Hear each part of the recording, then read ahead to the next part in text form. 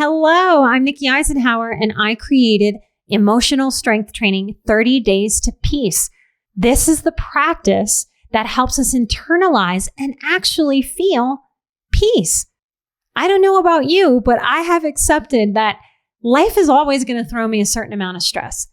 My power is not in creating a life that doesn't have stress.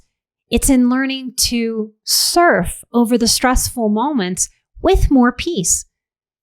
In this program, I have cultivated 30 different strategies, exercises, and lessons for you to actually do the doing of teaching this body and mind what it is to be peaceful. We don't get bigger muscles by thinking about picking up the weights. We have to actually do the weight lifting to train these physical muscles. We have to train emotional muscles very similarly, but many of us don't know what to do or how to do it. That's what this course is.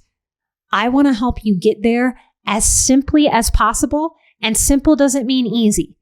But I have simply laid out the practices, and with practice, the ease comes. We'll never be perfect with peace. We'll never be perfect in any way. Practice makes peaceful. Light and love, and I hope to see you there.